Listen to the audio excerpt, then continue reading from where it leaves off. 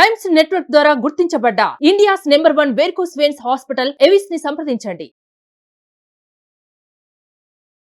Hi యూస్ India's largest digital media network Suman టీవీకి స్వాగతం. ప్రస్తుతం మనతో ఉన్నారు motivational speaker and language trainer Vijaya బంగారు.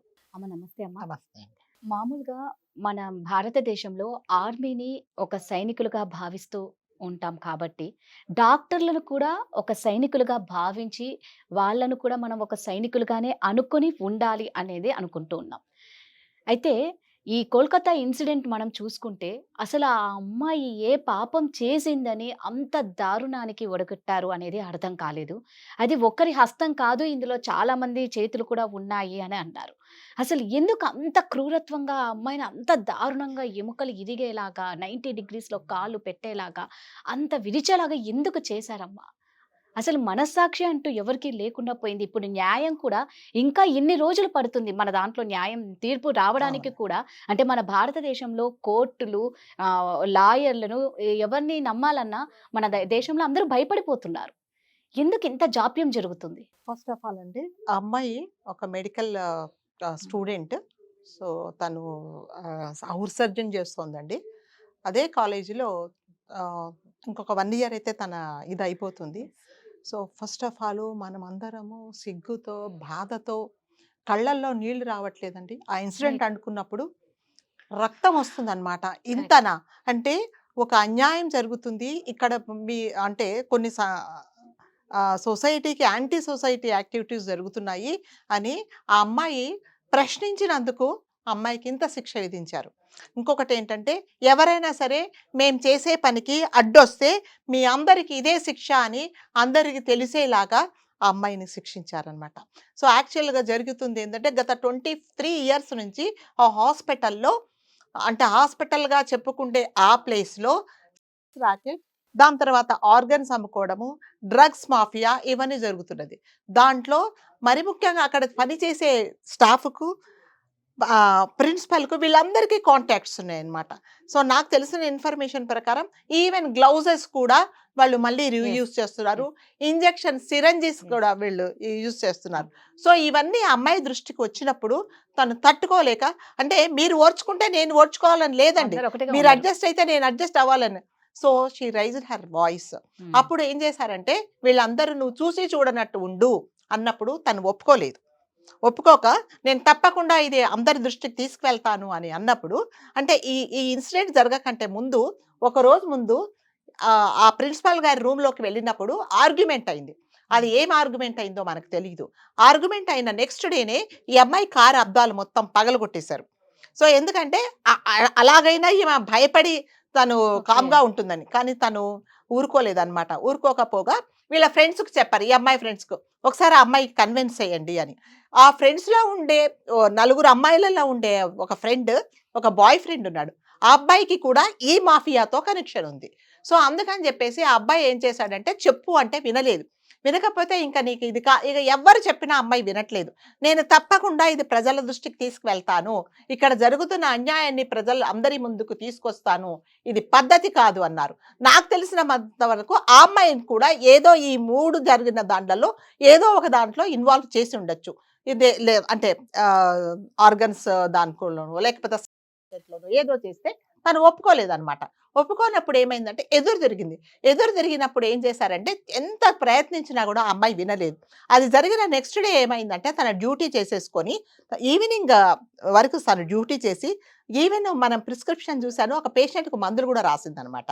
తను రాసేసి అర్ధరాత్రి ఐ థింక్ 8 9 డ్యూటీ చేసుకొని సెమినార్ రూమ్లోకి వచ్చి ఆ అమ్మాయి rest, she was taking rest తీసుకుంటున్నప్పుడు ఈ సంఘటన జరిగింది ఎప్పుడంటే, తెల్లవారుజామున 2:30 3 మధ్య నుంచి 5 మధ్యలో ఈ సంఘటన జరిగింది. సో ఆ అమ్మాయి చేసిన పాపం ఏంటంటే, తన గొంతెత్తి ఇలా చెయ్యొద్దు అని చెప్పినందుకు ఇలాంటి శిక్ష. అంటే మీలో ఎవరైనా సరే మేము చేసే కార్యక్రమాలకు మీరు అడ్డుపడితే మీ అందరికి ఇదే శిక్ష అని ఈ అమ్మాయిని బెదిరించారు. బెదిరించినా కూడా ఆ అమ్మాయి బెదరలేదు. సో ఏం చేశారంటే, ఫస్ట్ ఆఫ్ ఆల్, అంటే నాకు తెలిసిన ఇన్ఫర్మేషన్ ప్రకారము తను పడుకుని ఇంకా అలసిపోయి పడుకున్నప్పుడు ఫస్ట్ ఆఫ్ ఆల్ ఒక 4 వచ్చారు. 4 వచ్చి ఈ అమ్మాయిని, అంటే ఒక మనిషి అరాచకంగా, ఒక అతి క్రూరంగా అంటే మీకు ఎంత కక్ష ఉంటే తప్ప అలా ఆ అమ్మాయిని గాయపరిచారు. అంటే ఇద్దరు పట్టుకొని ఇద్దరు ఆ అమ్మాయిని ఇష్టం వచ్చినట్టు కొట్టారనమాట. ఇష్టం వచ్చినట్టు కొట్టేసి ఆ అమ్మాయిని రేప్ చేసి భయంకరంగా, అంటే ఇదంతా ఎవ్వరికి తెలియకుండా జరగలేదండి. ఇప్పుడు ఒక మనిషి మీద పడినప్పుడు నోటి మీద కొట్టినా లేకపోతే నోటికి చేతులు అడ్డం పెట్టినా అట్లీస్ట్ కాలుతో కొట్టడమో ఏదో పక్కనున్న వస్తువులు జరగడం, కానీ అక్కడ ఉండే చుట్టూ ఆ రూమ్ లో ఉండే ఎటువంటివి ఆ వస్తువులు ఏమీ డిస్టర్బ్ అవ్వలేదు. అంటే ఇదంతా జరుగుతున్నప్పుడు ఆ చుట్టుపక్కల కొంతమంది కాపలా కాశారు ఎవ్వరికి తెలియకుండా. అంటే ఇక్కడ జరిగే కార్యక్రమం తప్పకుండా ఆ చుట్టుపక్కల ఉండే వాళ్ళందరికీ తెలిసే జరిగింది. సో వాళ్ళిద్దరు పట్టుకొని ఈ అమ్మాయిని భయంకరంగా రేప్ చేసి, ఎలా రేప్ చేశారంటే అసలు అంటే ఒక మనిషి రూపంలో ఉండే రాక్షసులు అన్నమాట. అంటే మనం అనుకుంటేనే మన రక్తం అంతా ఇలా బాయిల్ అవుతుంది. సో అలా అంత భయంకరంగా ఆమెను ఇష్టం వచ్చినట్టు కొట్టారు. కళ్ళల్లో నుంచి రక్తం వస్తున్నది. తర్వాత ఈ పక్కటెముకలు విరిగిపోయాయి. ఈ 2 కాళ్ళను 90 degreesలో విరిచేశారు. సో ఇంకా అసలు చెప్పనాలి, ఇటు బాడీ మీద మొత్తం 24 చోట్ల తనకు గాయాలైనాయి. అంత భయంకరంగా కొట్టి కొన ఊపిరితో ఉన్నప్పుడు ఆమెను వదిలేసి వెళ్ళిపోయారు. వదిలేసి వెళ్ళిపోయిన తర్వాత ఎవరైతే మనం చెప్తున్న ఈ రాయ్ అనేవాడు ఉన్నాడో, వాడు అసలు యాక్చువల్గా వాడు ఒక వాలంటీర్ అని చెప్పుకుంటున్నాడు. జనరల్గా వాలంటీర్స్ ఎలా చేస్తారంటేనండి, ఎటువంటి స్వార్థం లేకుండా ఒక సేవ చేస్తారు. మనం గుళ్ళల్లో చూస్తాం, ఆఫీసుల దగ్గర చూస్తాం, ఎక్కడైనా ఈ మెడికల్ క్యాంప్స్ పెట్టినప్పుడు చూస్తాం. వాళ్ళకి ఎటువంటి స్వార్థం ఉండదండి. వాళ్ళు సేవా దృక్పథంతో పనిచేస్తారు. కానీ వీడిని తీసుకొచ్చి ఇక్కడ పెట్టారు. సో వాడికి యాక్చువల్గా అంటే ఆ రోజు, అంటే ఇది జరిగే కంటే ముందు రోజు రాత్రి వాడు ప్రాస్టిట్యూషన్స్ దగ్గరికి వెళ్ళి ఏదో వాడి దరిద్రం పనులు చేసుకొని వచ్చేసాడు. వచ్చిన తర్వాత ఏం చేశారంటే అప్పటికే వాడు తాగి ఉన్నాడు. తాగేసి ఆ మంపులో లోపలికి వచ్చి ఆపరేషన్ థియేటర్లో ఉండే అద్దాలు పగలగొట్టాడు. నిజంగా ఈ మేనేజ్మెంట్ కు వాడికి ఏం సంబంధం లేకపోతే ఆపరేషన్ థియేటర్ అద్దాలు పగలబొట్టినప్పుడే వాళ్ళకి పోలీస్ కంప్లైంట్ ఇచ్చింటే ఇదంతా జరిగి ఉండేది కాదు కదా. ఎవరైనా బయట వాళ్ళు వచ్చి నువ్వు నీ ఆఫీస్ ఎక్విప్మెంట్ డ్యామేజ్ చేస్తే నువ్వు ఎందుకు ఊరుకున్నావు? ఎలా అలౌ చేసావు? చేసిన తర్వాత ఏం చేశాడంటే వాడు డైరెక్ట్ గా ప్రిన్సిపల్ రూమ్ లోకి వెళ్ళాడు. అంటే ఒక మామూలు ఎంప్లాయీ 12,000 జీతం తీసుకుంటే అతను ఒక ప్రిన్సిపల్ రూమ్ లోకి వచ్చి వెళ్ళి 1 గంట సేపు అతనితో ఉన్నాడు అంటే అంటే వాళ్ళిద్దరికి ఎంత ఇంటిమేసీ ఉంటుందండి. ఒక చిన్న ఎంప్లాయీ అంత హయ్యర్ అఫీషియల్, అంటే అతను అంటే ఆ ఇన్స్టిట్యూషన్ కు ఈజ్ హయ్యర్ అథారిటీ. అతని దగ్గరికి వెళ్ళి ఇతను 1 hour 1.5 hours గడిపాడంటే వాళ్ళిద్దరి మధ్యలో ఎటువంటి సత్సంబంధాలు ఉన్నాయో మనం ఊహించుకోవచ్చు. చేసుకున్న తర్వాత వాడు మళ్ళీ ఈ సెమినార్ రూమ్ దగ్గరికి వచ్చి ఈ అమ్మాయి మీద, అంటే అప్పటికి ఆమె ఇంకా కొన ఊపిరితో ఉందండి, వచ్చి ఈ అమ్మాయిని భయంకరంగా రేప్ చేసి వాడు ఏంటంటే ఆకలవుతే అన్నం తిన్నట్టుగా అసలు ఏమాత్రం ఇది లేకుండా ఇంటికి వెళ్ళిపోయాడు. ఇంటికి వెళ్ళిపోయిన తర్వాత వాడు ఏం చేసినట్టు మామూలుగానే ఉన్నాడు. వాడు ఏమాత్రం బాధ లేదు. సరే, ఈ సంఘటన జరిగిన తర్వాత ఆ అమ్మాయి రక్తం మడుగులో ఉంది. పొద్దున్నే వీళ్ళకి ఇన్ఫర్మేషన్ తెలిసినప్పుడు, వాళ్ళకి తెలిసింది information morning 7 o'clock like that. ఈ ఇన్ఫర్మేషన్ తెలిసిన తర్వాత వాళ్ళ పేరెంట్స్కి ఎప్పుడండి 3 గంటల తర్వాత, అంటే ఇదంతా అయిపోయిన తర్వాత 9:30 10 o'clock ఏమని ఇచ్చారంటే ఇన్ఫర్మేషన్, మీ అమ్మాయి సూసైడ్ చేసుకుంది అని చెప్పారు. సో సూసైడ్ చేసుకున్నప్పుడు నిజంగా సూసైడ్ చేసుకుందండి, ఆమెకి ఏదో డిప్రెషన్ చేసుకుందని వాళ్ళ పాయింట్ ఆఫ్ వ్యూలో అని చెప్దాం. ఎవరైనా సూసైడ్ చేసుకుంటే ఏం చేస్తారు? ఊరేసుకోవడమో, పాయిజన్ తీసుకోవడమో, లేకపోతే ఇంజెక్షన్ షీఈ్ ఎ డాక్టర్ చేసుకోవచ్చు. అంటే తనకు తాను అంత భయంకరంగా గాయపరుచుకొని కాళ్ళు విరిచేసుకొని అంత భయంకరంగా తనకై తాను ఎందుకు చచ్చిపోతుంది? సో సూసైడ్ చేసుకుందని వాళ్ళ పేరెంట్స్కి చెప్పారు. పేరెంట్స్ లబోదిపోం అంటూ ఏడ్చుకుంటూ వస్తే, నిజమే కదండి, ఒక డాక్టరు, 1 సంవత్సరంలో వీళ్ళకి చేతికి వచ్చే డాక్టరు, మనందరికీ ఎంతగా ఉపయోగపడే ఒక డాక్టరు అంత భయంకరంగా సూసైడ్ చేసుకున్నప్పుడు తల్లిదండ్రుల మైండ్ సెట్ ఎంత భయంకరంగా ఉంటుంది, ఎంత బాధతో ఉంటుంది. వచ్చిన తర్వాత అట్లీస్ట్ వాళ్ళు ఆ అమ్మాయిని చూడడానికి 3 గంటల సేపు వెయిట్ చేయించారు.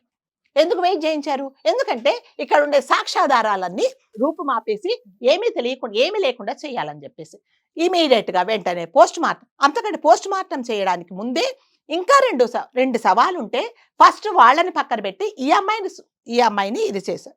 పోస్ట్ మార్టం చేసి ఇమీడియట్ గా వెంటనే, అంటే జనరల్ గా మన హిందూ సాంప్రదాయం ప్రకారం కానీ మామూలుగా ఎవరైనా కానీ ఒక శవాన్ని దహనం చేయాలి అంటే సూర్యాస్తమయం తర్వాత చెయ్యరు. కానీ ఈ అమ్మాయిని 8:45కు దహనం చేసేసారు. అంటే ఒక కేసు సుమోటోగా తీసుకొని కోర్టులో కేసు నడుస్తూ ఉన్నప్పుడు ఎప్పుడే కానీ శవాన్ని దహనం చేయరండి. సమాధి చేయడమో, పూడ్చిపెట్టడమో, లేకపోతే దాన్ని ఆ బాడీని ప్రిజర్వ్ చేయడమో చేస్తారు. సో అవన్నీ వాళ్ళు అలాంటి రూల్స్ ఏం పాటించలేదు. ఇంకొకటి సెకండ్ ఏం చేశారంటే, ఎవరైతే ఉన్నాడో ఈ అమ్మాయి పోస్ట్ మార్టం సేమ్ హాస్పిటల్లో జరిగింది. జనరల్గా పోస్ట్ మార్టం ఎప్పుడు జరుగుతుంది అంటే న్యాచురల్ డెత్ కాదు, దీని మీద కొంత డౌట్స్ ఉన్నాయి అని, అంటే సస్పిషియస్ ఉన్నప్పుడు మాత్రమే పోస్ట్ మార్టం చేస్తారు. పోస్ట్ మార్టం చేసినప్పుడు ఆ హాస్పిటల్లో జనరల్గా చేయకూడదు, అది చేశారు. ప్లస్ ఆ ప్రిన్సిపల్ ఏం చేశాడంటే తల్లిదండ్రులకు సూసైడ్ చేసుకుందని చెప్పాడు. అసలు సూసైడ్ చేసుకుందని నీకు ఎలా తెలుసు? అసలు ఫోన్ ఎందుకు చేశారు? పేరెంట్స్కు ఎవరు ఫోన్ చేశారు? ఇవన్నీ తెలియదు. లాయర్ గారు ఇవే అడిగారు అనమాట. అంటే ఒక హాస్పిటల్లో డాక్టర్స్ అమ్మాయిలు పనిచేస్తున్నప్పుడు హాస్పిటల్లో కానీ ఎక్కడ మినిమంగా, ఇప్పుడు మీరు పని చేస్తారండి, పొద్దు నుంచి 4-5 ఇంటర్వ్యూ చేసినప్పుడు you should have some rest కదా. మీరు రెస్ట్ తీసుకోవాలంటే ఒక రెస్ట్ రూమ్ ఉండాలి. అలాంటివి ఏమీ లేవు ఆ హాస్పిటల్లో, రెస్ట్ రూమ్స్ అనేవి ఏమీ లేవు. సో అంటే పాప మా అమ్మాయికి అక్కడ ప్లేస్ అంటే వాడికి ఆల్రెడీ ఎవరైతే ఉన్నాడో వాడికి ఆల్రెడీ తెలుసు. ఎందుకంటే దానికి ఫ్రీ యాక్సెస్ ఉంది, ఎక్కడైనా తిరుగుతున్నాడు, ఎక్కడికైనా వెళ్తున్నాడు. వాడేం చేసిన ఫాలో అవుతున్నారు. ఇదంతా ఏంటంటే ఫాలో అయ్యి ఈ అమ్మాయిని ప్లాంట్ గా చంపారు. అంటే మేము చేసే అకృత్యాలు మీరెవ్వరు అడిగినా కూడా మిగతా వాళ్ళందరికీ ఇదే గతి pడుతుందని ఇండైరెక్ట్ గా అందరినీ భయపెట్టారు. సో నేనేమంటున్నానంటే, ఇప్పుడు ఇంత కొవ్వొత్తులు పట్టుకొని కాగడాలు పట్టుకొని మీరు చేసేటప్పుడు ఈ అమ్మాయి ఆల్రెడీ ఫ్రెండ్స్ కు చెప్పి డిస్కస్ చేసినప్పుడు అప్పుడే మీరు ఇప్పుడు ఒకరిని ఇద్దరిని చంపుతారు. హాస్పిటల్లో ఉండే ఒక 100-200 మంది కలిసి మీరు ఎదురు తిరుగుంటే ఈ అమ్మాయికి ఈరోజు ఆ పరిస్థితి వచ్చేది కాదండి కదా. అమ్మాయి చెప్పింది మన హాస్పిటల్ ఇలాంటివి జరుగుతున్నాయి, ఎదురు తిరుగుతున్నాను అన్నప్పుడు ఎవ్వరు కోఆపరేట్ చేయలేదు. అంటే ప్రతి ఒక్కరు ఏమనుకుంటారు, మనకెందుకు, మన డిగ్రీ మనకు వస్తుంది, సో మనం అందరం వెళ్ళిపోతాము, మనం అనవసరంగా రిస్క్ తీసుకోవడం ఎందుకు అని చెప్పేసి ఏం చేస్తున్నారంటే ఎవ్వరు కూడా రెస్పాన్సిబిలిటీ తీసుకోకుండా ఎవరి పని వాళ్ళు చేసుకుంటారు. సో ఇదే సంఘీభావము, ఇదే ఆ అమ్మాయికి సపోర్ట్ చేసింది. ఒకవేళ ఆమె చనిపోక ముందు మన హాస్పిటల్ ఇలాంటివి జరుగుతున్నాయి అని మీరందరూ ప్రొటెస్ట్ చేసినప్పుడు ఈ అమ్మాయికి ఈరోజు ఈ గతి పట్టి ఉండదు. ఇవాళ మన అందరి కోసం, మీకోసం, నా కోసం, ప్రతి ఒక్కరి కోసం ఆమె పోరాడి వీరవనితలాగా చనిపోయిందండి. నిజంగా ఆమె ఇంత ఇన్ఫర్మేషన్ ఎలా అండి? నాకు ఇన్ఫర్మేషన్ ఎలా తెలిసిందండి, యాక్చువల్గా మీకు తెలుసు నేను లాంగ్వేజ్ ట్రైనర్. నేను ఒక డాక్టర్కు తెలుగు క్లాసెస్ చెప్తానండి. నేను తెలుగు క్లాసెస్ చెప్పే వాళ్ళ అమ్మాయి, ఆ అమ్మాయి ఫ్రెండే ఆ హాస్పిటల్లో ఉందన్నమాట. తను చెప్పిన ఇన్ఫర్మేషన్ ఇదన్నమాట నాకు, అసలు జరిగే అకృత్యాలు ఏంటి అనేది. సో ఇమీడియట్గా ఇప్పుడు ఎప్పుడైతే జరిగిందో నాకు డిగ్రీ వద్దు ఏమొద్దు అని ఆ అమ్మాయి ఇప్పుడు మాన్పించేశారు. ఆ అమ్మాయిని మాన్పించేశారు. నాకు వద్దు, ఎందుకంటే ప్రాణం ఉండాలండి, ఇంత భయంకరమైన చావులు ఎందుకు అని చెప్పేసి ఇప్పుడు అమ్మాయిని మాన్పించేశారు. ఇది జరిగిన వెంటనే మాన్పించేశారు. ఎందుకంటే ఇవన్నీ ఏంటంటే ఆ అమ్మాయి మీకోసం, నా కోసం, సొసైటీలో ఇలాంటివి జరుగుతున్నాయని గొంతెత్తి తన బాధను వెళ్ళబుచ్చుకున్నప్పుడు మీరెవ్వరూ సపోర్ట్ చేయలేదు కదా.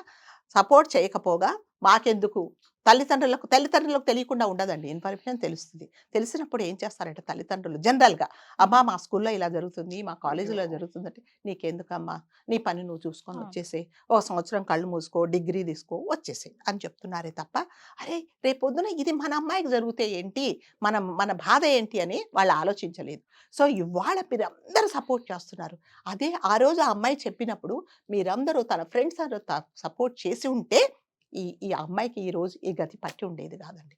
కాబట్టి ఎవరైనా సరే ఒక చోట పని చేస్తున్నప్పుడు తల్లిదండ్రులు మరి ముఖ్యంగా ఆలోచించాల్సింది, మా అమ్మాయి ఇక్కడ చదువుతుంది, ఈ హాస్టల్లో ఉంది అన్నప్పుడు ఈమెకి ఎలాంటి ఫెసిలిటీస్ ఉన్నాయి, ఎలాంటి రక్షణ ఉంది, ఆర్గనైజేషన్ వీళ్ళకి ఎలా సపోర్ట్ చేస్తున్నదని ఏమీ చూడటం లేదండి. ఎంతసేపు వచ్చి మా చదువు, మా డిగ్రీ, మేము బయటికి రావాలి అంతే. సో తనను ఎంత భయంకరంగా, అమానుషంగా, సిగ్గుతో ప్రతి ఒక్కరూ తల దించుకుండేలాగా ఆ అమ్మాయిని అంత భయంకరంగా చంపారు. తల్లిదండ్రుల బాధ ఎంత ఉంటుందండి.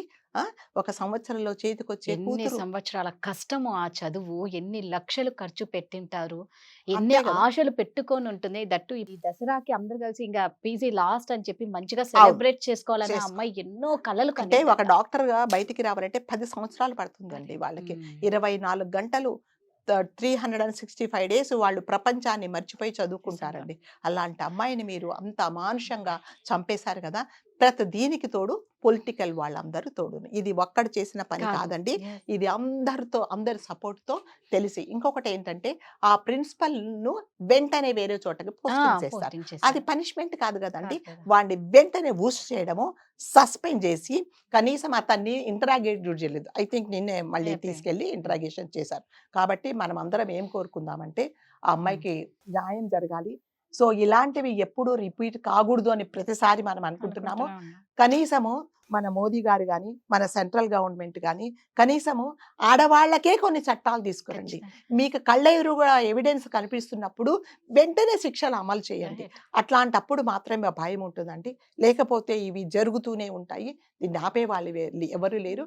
మరి ముఖ్యంగా ఈ జరిగిన అన్యాయం నా ఇంట్లో నా పిల్లకు జరిగిందని మీరు ఆలోచిస్తే ఏ పాలిటీషియన్స్ కూడా సపోర్ట్ చేయరండి.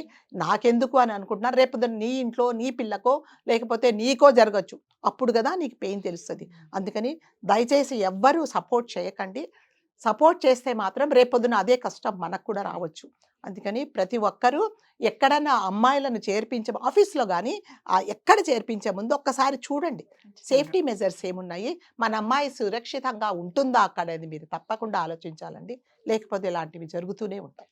కొత్త చట్టాలు తేవడం కన్నా ఆడవాళ్ళకు ఒక సిబ్బందిని పెట్టి, అంటే వాళ్ళకు ఒక సెక్యూరిటీని, ప్రతి ప్లేస్లో ఒక సెక్యూరిటీని పెట్టి ఆడవాళ్ళని కాపాడుకోవడం బెటర్. చట్టాలకేమో బాగా ఉన్నాయి తప్పితే ఏవి అమలులోకి లేదు అని మన దేశ ప్రజలు ముఖ్యంగా కోరుకుంటున్నారు. చట్టాలు రావడం కన్నా ఆడవాళ్ళని కాపాడుకోవడం చాలా ఇంపార్టెంట్. సో ఇలాంటి డాక్టర్లకి ప్రతి చోట నైట్ షిఫ్ట్స్, ఆడవాళ్ళకు నైట్ షిఫ్ట్స్ వేయకపోవడమే బెటర్. ఒకవేళ వేస్తే కరెక్ట్ సెక్యూరిటీ అనేది వాళ్ళకి ఇవ్వాలని కోరుకుంటున్నాం. ముఖ్యంగా ఆ అమ్మాయి ఆత్మకు శాంతి చేకూరాలని, ఎంతటి పెద్దవాళ్ళైనా సరే వాళ్ళకు కఠినంగా శిక్ష పడాలి అని అందరం కోరుకుంటాం. థ్యాంక్ యూ అమ్మ. Thank you.